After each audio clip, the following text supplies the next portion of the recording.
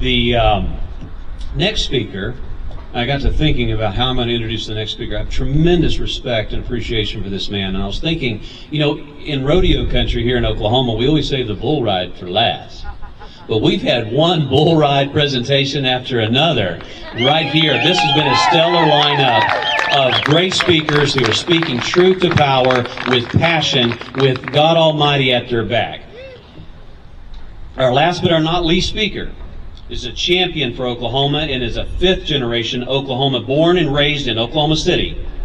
He met his wife, Dana Jo, while they were both attending Oklahoma State University. They've been married 17 years and have two beautiful daughters, Micah Jo and Jada. They live in Chandler, Oklahoma. He represents House District 32, covering Lincoln County, portions of Logan and Payne counties. He has spent his entire professional career in the oil and gas industry. He started at Chesapeake Energy and then transitioned into becoming a co-owner, president, and chief operating officer of a software and service business within the oil and gas industry. After 10 years in operation, he and his business partner sold that business in 2022. He got into the state representative race in 2024, specifically because an industrial wind project was being proposed near his home and property. He has worked to bring awareness of the issues involved in the green energy agenda throughout his campaign and now across the state. He is one of the most courageous men in the state legislature, who's not afraid of anyone, because if God's with him, who can be against him? Please welcome my friend, our champion, Oklahoma State Representative Jim Shaw.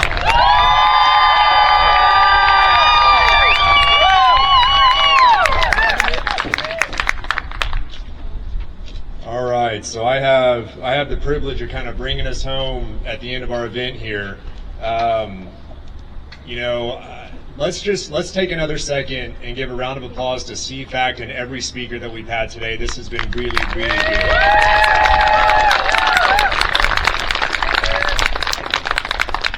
So I know many of you in attendance today have heard me speak about the perils and the scam of green energy, and you all have heard a lot of that in the prior speakers, so I'm not going to go into all of that.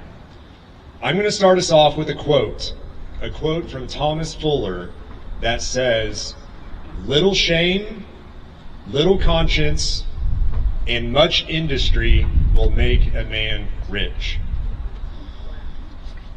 And I believe that sums up the predicament that we find ourselves in pretty well. Now, this rally today is a good thing. We need to come together to encourage each other and know that we're not alone in this fight. But I'm here to tell you today that the only power you have available to stop this quote-unquote green energy land grab is at the ballot box. The way things stand right now, your vote is the only tool that you have in your possession to save Oklahoma from a dystopian, fully industrialized future. If my 2 sessions in the House so far have proven anything, it's that the majority of those working in this building right behind you, your Capitol, do not have your best interests at heart. Not even a little bit. They do not consider you in their decision-making, bill introductions, or floor votes. Their outright hostility toward me and many of the people that you've heard speak today is outright hostility toward you. Where your properties are being threatened or overrun by turbines, where your land is being stripped of value by industrial complexes of all kinds, where productive farmland that feeds your family is being destroyed by the application of biosolids, they do not care. Your voice is silenced, your calls and emails go unheeded, your cries for help are ignored and even belittled. Until they fear you, the people, more than they fear leadership in that building, this green energy agenda, this socialistic movement will continue unabated. Now, quite frankly, it is great that you're all here today. It really is, but it is so much more important for you to be present at the polls this coming June 16th for the primaries.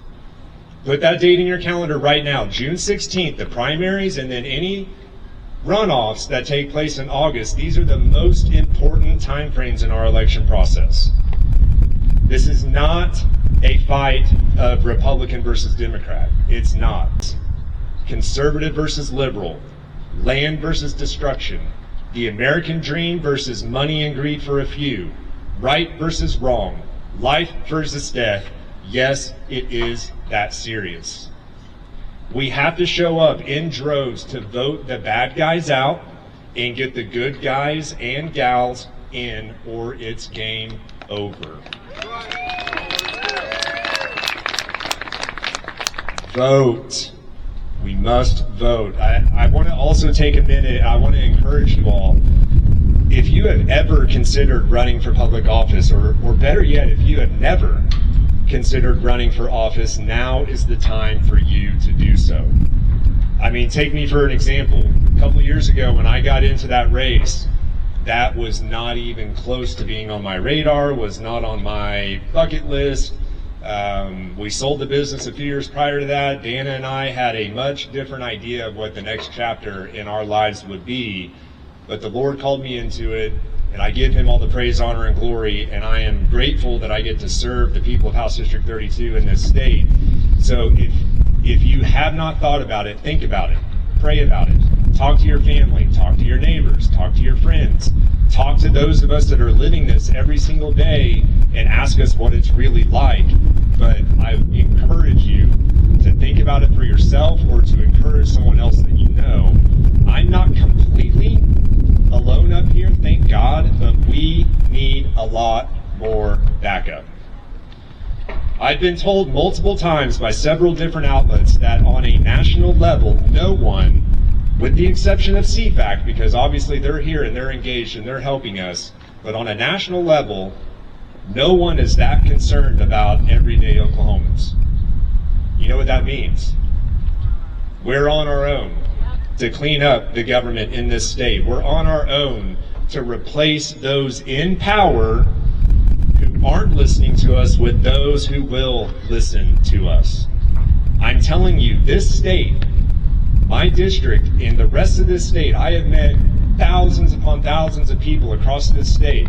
The vast majority of people in Oklahoma are super strong conservative people.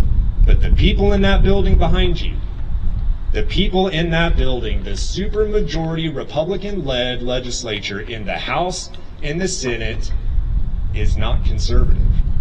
And the policy that we're passing year after year after year is getting more purple, and it's on the precipice of being flat out blue. And it doesn't represent the values of everybody else in Oklahoma that I just described to you a minute ago.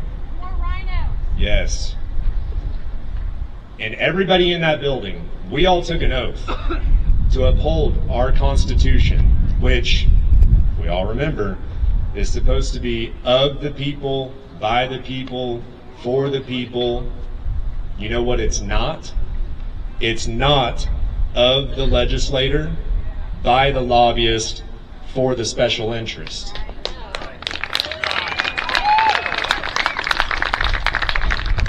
This is for our land, our livelihoods, and our legacies, and I'm so encouraged that you all are here today. Do not give up. Continue to fight. Continue to get more people engaged in the fight in your area. Let's make sure that this June 16th, in this year, like Senator Jett said, 2027, the promised land, we need to make sure that we make that happen. God bless you guys. Thank you so much for being here today.